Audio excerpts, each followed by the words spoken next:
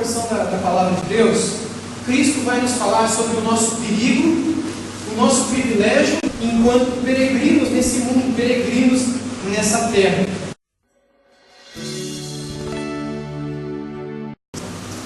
Essas foram as últimas palavras de Cristo na última ceia, chamada também de Santa Ceia. É assim que Jesus Cristo termina o seu momento com os apóstolos no cenáculo. E hoje nós chegamos agora a Cristo se voltando para Pedro e dizendo para Pedro: Pedro, você irá me negar. Pedro, Satanás pediu para peneirar você. E aí Pedro fala: não, eu vou com o Senhor até o final. Você pode ter certeza que se o Senhor morreu, vamos junto, né? E aí Jesus falou: depois de 3 vezes me negar, ainda essa madrugada o galo cantará. E a palavra de Cristo mais uma vez se cumpriu. Ele sabe todas as coisas. E mediante esse texto todo, eu tenho 3 pontos, 3 reflexões que eu quero trazer para os irmãos. A primeira delas é sobre o perigo que nós enfrentaremos na caminhada, nesse mundo. Satanás é nosso inimigo. Veja no verso 31. Satanás está na jogada. E Jesus quer que os discípulos não se esqueçam disso. Você é discípulo, não se esqueça disso. A sua caminhada nesse mundo conta com a presença de um inimigo, que é invisível, que é espiritual, mas que possui um espírito imundo, mas ele está presente, e ele é nosso inimigo, e ele te odeia. A presença dele na tua vida, você pode falar amarrado, pode falar o que você quiser, mas ele está na tua vida, e ele vai estar até o fim, para matar, para roubar e para destruir você e sua família. E só alguém pode te dar vida, e essa pessoa é Jesus Cristo. Sem ele você está perdido. E ele quer que nós lembremos que nós teremos a presença desse inimigo ao longo de toda a nossa caminhada. Há um texto que está lá em Tiago 4 que diz o seguinte: vamos ler todos juntos? Sujeitai-vos, pois, a Deus, mas resistir ao diabo, e ele fugirá de vós. É isso que Cristo quer de nós. Você e eu temos que resistir o diabo. Ele está, Pedro vai dizer na sua epístola, como um leão ao nosso redor. Você pensa que ele vai esquecer de você? Você pensa que no carnaval ele vai aonde? Ele vai lá para Sapucaí? Ele vai para o retiro espiritual. Você pensa que num sábado à noite ele vai para a balada onde a molecada está se acabando? Ele vai para os cultos de jovens. Mesmo que no domingo à noite ele está sendo fantástico, um monte de gente que foi em casa, ele está atrás de pessoas que vão no culto. Porque essas pessoas já estão nas mãos dele. Essas pessoas já estão aonde ele quer que elas estejam. Eles estão desperdiçando suas vidas no pecado e longe de Deus. Então, para o diabo, essas pessoas já estão no papo. Ele quer aqueles que não estão nas mãos dele. Por isso ele vai rodear você, ele vai procurar você, e ele vai tentar destruir você e sua família. Roubar a tua fé, roubar a tua santidade, roubar a tua pureza, roubar a tua consagração, roubar a tua entrega total a Deus. Mas a Bíblia diz que Cristo intercede por nós. E ela diz que se nós resistirmos, ele vai fugir da gente. Louvado seja Deus por isso. Temos muitos privilégios para caminhar. A caminhada, ela aponta para o inimigo, tem perigos. Mas o grande privilégio é esse. Cristo está orando por nós. Ele prometeu isso no versículo 32, a primeira parte. Ele diz: eu, porém, roguei por ti, para que a tua fé não desfaleça. Pedro aqui representa a igreja.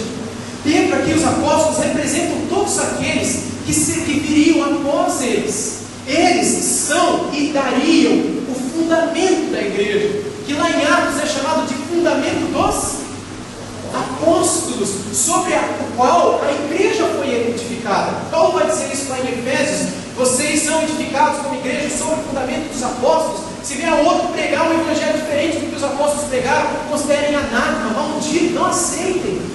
Ou seja, nós somos edificados sobre o fundamento que veio desses homens, que receberam de Cristo o evangelho, a mensagem, o anúncio mais maravilhoso que qualquer homem já veio a anunciar desse mundo, desse planeta.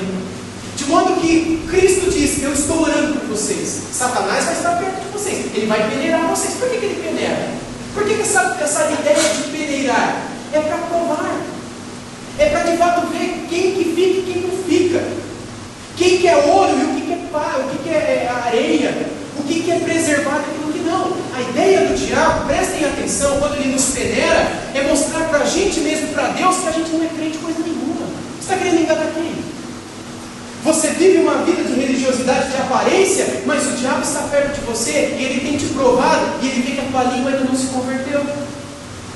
Ele vê que os seus olhos ainda não se converteram, os seus ouvidos não se converteram, os seus pensamentos não se converteram, suas ações, reações, nada se converteu. Você só levantou tua mão uma vez e aceitou Jesus no coração, mas uma nova vida você ainda não tem. Falta arrependimento e fé no Cordeiro de Deus. Falta que o sangue do Cordeiro te purifique, te cubra, para que quando Deus olhar para você, Ele não veja mais os seus pecados, mas o sangue de Cristo suprindo. Porque aqueles que já se arrependeram, quando Deus olha para eles, Deus não vê mais o pecado deles. Ele vê o sangue de Cristo que cobre esses pecados. Deus os chama de santos, Deus os chama de justos, Deus os chama de puros, de misericordiosos, de humildes. Mas eles pecam todo dia.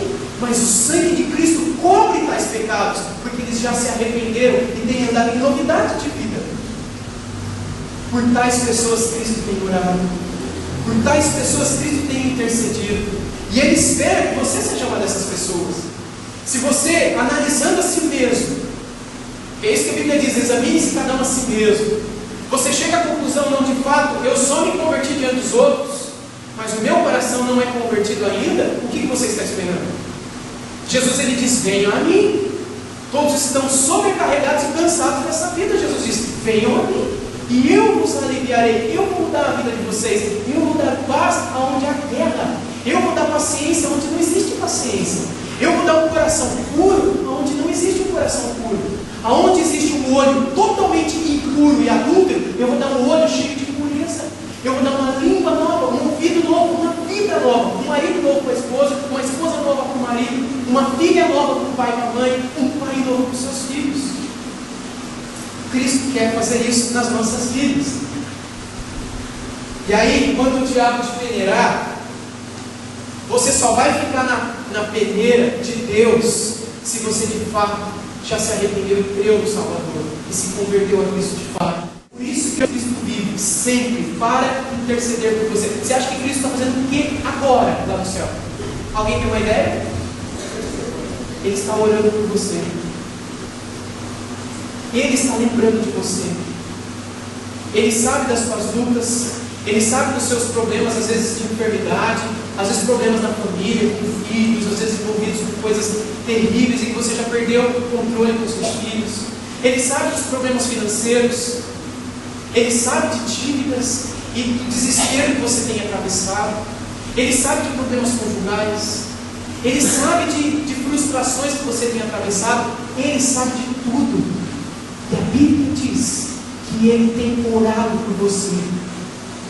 Você quer coisa melhor do que essa? Quer promessa melhor do que essa? Mas essa oração é para aqueles que não passam na peneira, mas que ficam provados, são aprovados. Aqueles que permanecem nas mãos de Deus. E não quando o diabo passa a peneira para ver quem fica e quem não fica, cai. E é desaprovado. E é reprovado.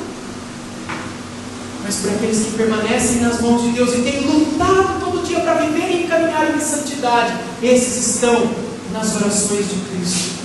Esses estão nos ouvidos de Deus. Quando Cristo abre a boca para interceder por você, Apocalipse diz que essa oração de Cristo é como um aroma suave nas narinas de Deus. Apocalipse diz isso para a gente. É um cheiro suave, não só a oração nossa, mas do Cordeiro, do Filho de Deus que intercede por nós. E Deus tem prazer, Apocalipse 4 diz isso para a gente, em nos abençoar, em dispensar graça e misericórdia e bênçãos para aqueles que pedem para Ele. Deus tem prazer em abençoar a gente. E Cristo está orando pela nossa bênção. Sabe o que atrapalha isso? Isaías fala para a gente. O pecado da gente. Os nossos pecados, Isaías diz, é que fazem separação entre nós e o nosso Deus. De modo que Ele não nos ouça, Isaías diz para nós em seu livro, em sua profecia. É só isso que nos separa. Tem alguma coisa que te afasta, que te separa, que te impede de ser mais santo? Não atribua isso a qualquer coisa que não seja pecado. A promessa de Deus é que a sua graça superabundará onde o pecado abundou. A graça de Deus será maior do que o teu pecado. Não importa o quanto você tenha pecado. Se você se arrepende dos seus pecados, se curva diante de Cristo, aceita o sacrifício do Salvador e o louva porque Ele pagou o teu preço, para que você não precisasse pagar aquele preço, e se arrepende, entrega a sua vida a Ele, então você está nas mãos dEle, então Ele está orando por você, então Ele tem prazer em te abençoar, então a tua vida é uma vida mais do que abundante, é uma vida cuja paz é diária e excede todo entendimento.